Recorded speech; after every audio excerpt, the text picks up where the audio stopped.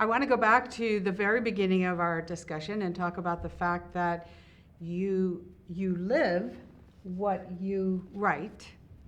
You were not doing so well, That's right. and now you are at the apex of a pretty phenomenal career. Right. So there will be lots of students, children, young adults, people who will be hearing you on this tape, hearing you on this interview. And I wonder if we could take a minute before we wrap to talk about, we talked about a lot of things, Yeah. but what is it that you would say to them Yeah. that could help inspire them? I'm going to say before you start that there are, I'm sure, a number of people who are listening who are going to say, I didn't know I had something wrong, but maybe that's why I feel bad or why I don't like myself. Because Mr. Miller just talked about that. He didn't either. He didn't know either. And yet he reached out, and now look where he is. Talk to those. Yeah, a to couple of those things. I've people. learned a number of lessons in life, and whether the students can, incorporate one or two, don't incorporate all of them, but a couple of things. One is I realized that you can go through life blaming others, but at some point you have to take responsibility for yourself and accept responsibility and kind of move forward in a more positive manner, and that's what I did. I stopped blaming other people and blaming, people. You can blame your parents, you can blame your teachers, blame your spouse, but you have to take responsibility. Number two is I realized you have to have a vision, a future for your life. You have to dream about what you want, and you have to work really hard to get there. I mean, changing your life or wanting to change your life and actually making it happen are two different things. So I realized that perseverance is persistent moving forward towards achieving something in spite of all the disappointments and the obstacles and rejections you kind of get here. I realized, though, that importance of self-love and love thy neighbor as thyself. We just talked about EQ here. I also realized, though, that we have this concept in our culture about success and failure, that everything is about geared towards being success is the end all goal, and to avoid failure at all costs. The opposite. Failure is just an opportunity to learn again. When a little boy or girl, crawling on the ground when they're a few months old, they try to walk, they fall down again. That's not failure. We have a misunderstanding about failure. Failure should be something we embrace, not despair.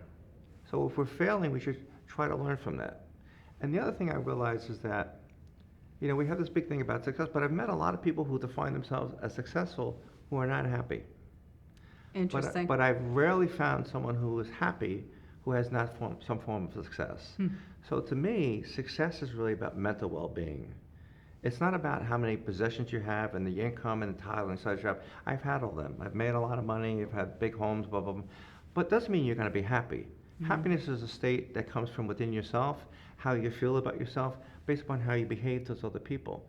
So those are some of the things I've learned. But the biggest one of them all really was you kind of get knocked down, get back up again, and keep going. And most importantly, you need mentors and friends. You got to reach out. You can't be alone. You can't be living on an island. And it's not easy to kind of reach out and ask for a helping hand. But at the end of the day, if you're going to try to become sort of unhappy to happy, you need a friend.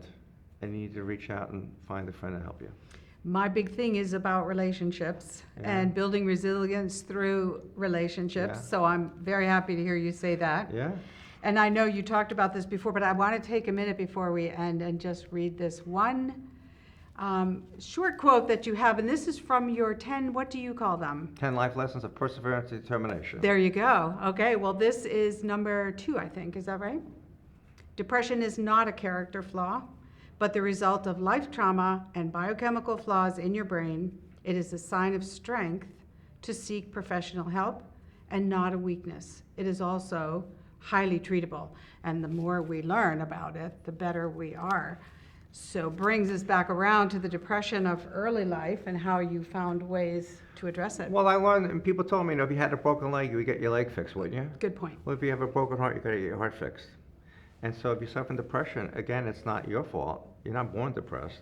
It's a result usually of trauma. It could be, biochemicals in the brain. But for me, suffering emotional abuse and emotional trauma and psychological trauma really was a result of my depression. And many times depression, Dr. Lark as a clinician, but sometimes depression is sort of like self-hatred, this love for yourself. And that's how I grew up and that's how I felt. That's the impression I got. But then when I began to realize who I really was, that I was not like my father, I wasn't, that I have to be like my mother, and I sought ways of becoming happier. You can be you. You can be me, and turning out being me, it turned out to be pretty good. Turned out to be pretty darn good. Absolutely.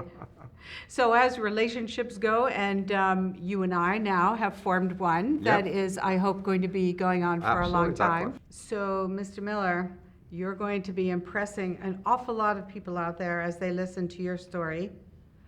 And I'm very proud of you and grateful to you for sharing the depth of your story and not being embarrassed, but being proud of the fact that you reached out, that you allowed people to help you.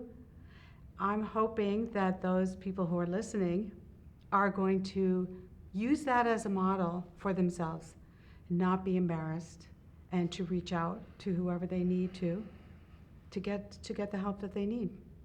Everyone is not going to be a Dennis Miller. Hopefully not. Well, you're a pretty impressive guy. All right, thank you, Dr. Lark. But it's really wonderful to hear you share your story with them. So take it away. Last words for your audience. You know, I kept a secret for a long time. I kept a secret for almost 65 years. I didn't tell anybody about my life story. People, you know, in the professional world didn't know about my history. But I always wanted to tell the story because I always believe that whether you're having difficulty in your present life or your past life circumstances, that with hard work and support, you can have a healthier and happier life. And so I wrote my book, Mopping Floors as a CEO, From Hopelessness and Failure to Happiness and Success, to inspire other people that in spite of how bad things can turn around.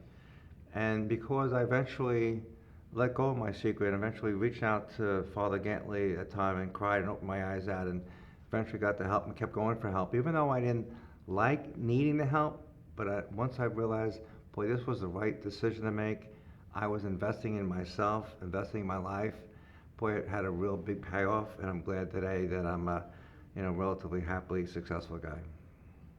I just want to say that we're grateful to you for sharing your story, the depth of the story, the secret. Thank you very much for the secret through your book and through today's talk. Dr. Luck, my pleasure. And I hope we can talk again. I'm looking forward to it. Thanks a lot. Thank Appreciate you. it. Bye-bye.